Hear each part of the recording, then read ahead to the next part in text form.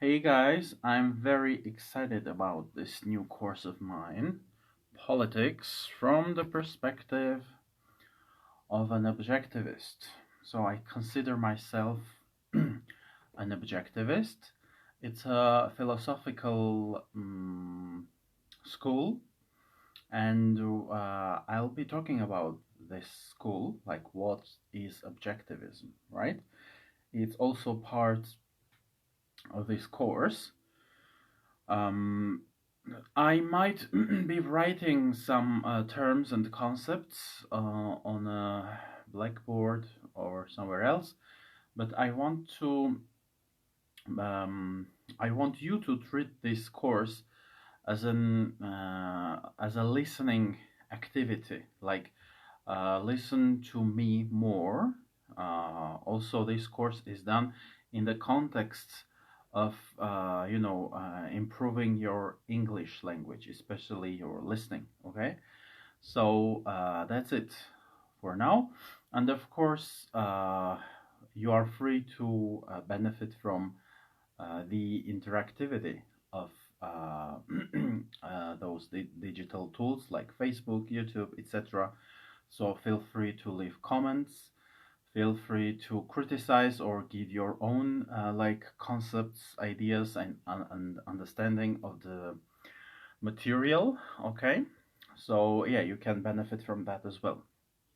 So lecture one, we start with um, the etymology of the term politics. What does it mean? Where does it come from? Right? So the term politics comes from ancient Greek.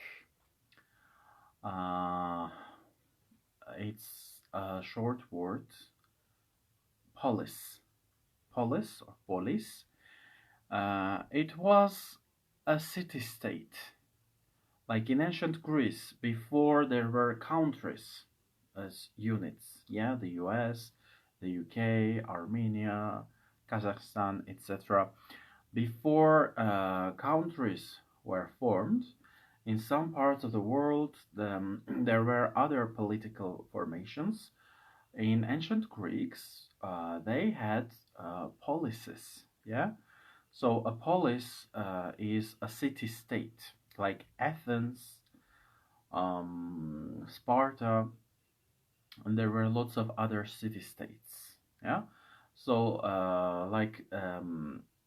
a certain group of individuals, like citizens, would create their own rules, laws, regulations, traditions, and like what was good in Athens, for instance, what was okay, might not be okay in Sparta, right?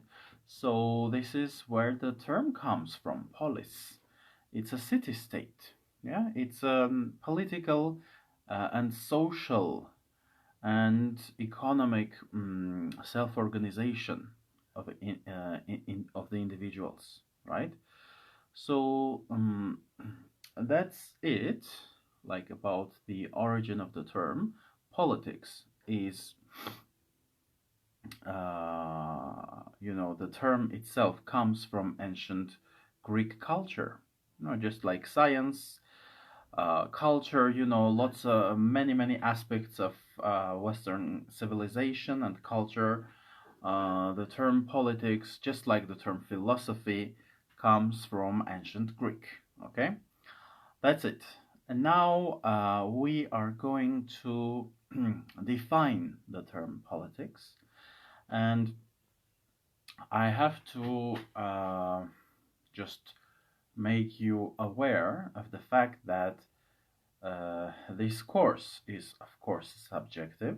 Like, um, I am creating this course myself, and I am defining the terms according to my own worldview.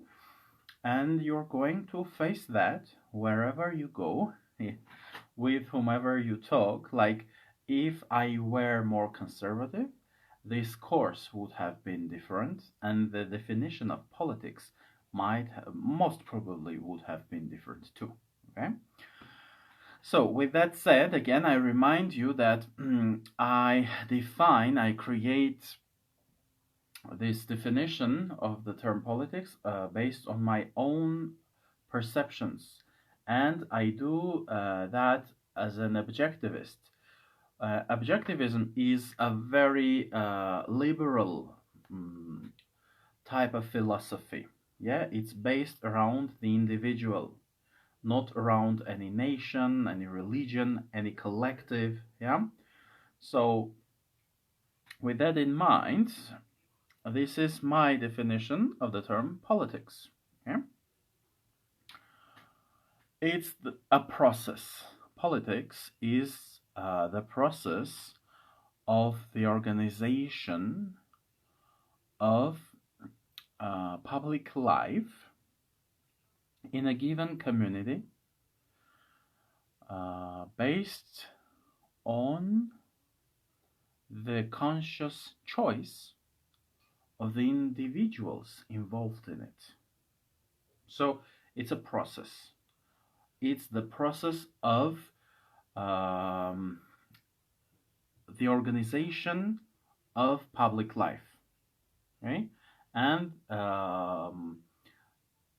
only individuals who live in that community and who consciously choose to be part of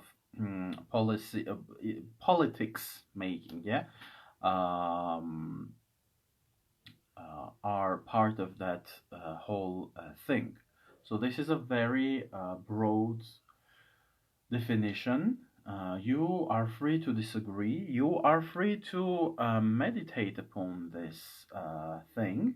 Like, give me your definition of the term politics. What is politics? Also, when I speak of, the conscious choice of the citizens, is that true always? Or sometimes citizens have to accept, the politics of a given political group. Sometimes, laws are made, policies are enforced, and you don't have a say in it, right?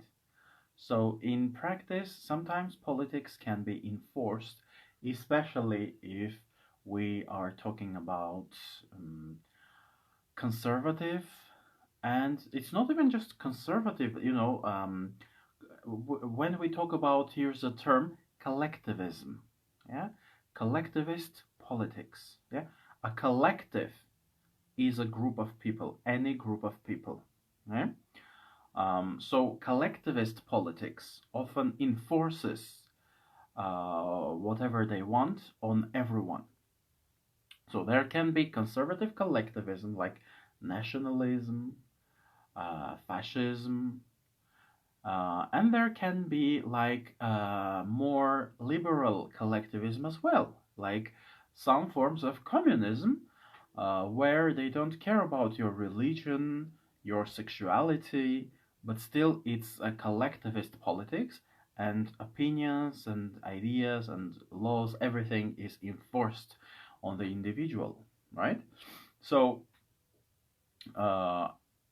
I admit that sometimes politics is enforced. Sometimes it's not your conscious choice. And sometimes you may be like, well, I don't get involved with politics, but politics is very interested in you, especially collectivist politics, like collecting taxes, making you, serve in the army, whether you want it or not, etc., etc. So, collectivist politics is very invasive in that respect. Yeah, coercion or forcing, yes, forcing things on you is part of collectivist politics. So I'll just write collectivism in here. SM. Let me switch the camera. Okay. So collectivism. Also, here's another good term: coercion. Coercion is like when they force you, whether you like it or not. It's about physical force or the force of the law. They make you, yes? Mm. Okay. So that's it about the term politics. Now, after having discussed the definition of the term, now I'm going to talk about like what is, what is it about, doing politics or being part of or being involved in political processes. On this level, politics doesn't require politicians. Okay, so if we go back to the definition that I gave, it's about the organization of public life. Okay, so that is politics. See, it, what is good, what is bad, what type of dress should I buy and wear, how should I live my day. Those are individual choices, and from the perspective of philosophy, all those individual choices that concern only me, my body and my mind, in my own privacy, is ethics. Yeah. Politics is more about relating to other individuals. Of course, in terms of ethics, again, you may think of how should I behave with other human beings? What is good? What is bad? However, politics, especially when you talk about other individuals, that is the realm of politics. How to behave with other individuals, how to organize our public life. Should I say hello? Should I cheat? Should I lie? Should I kill? Should I be polite? Etc., etc., etc. All of that is the realm of politics. Okay? So, in this respect, we don't really need politicians. Yeah?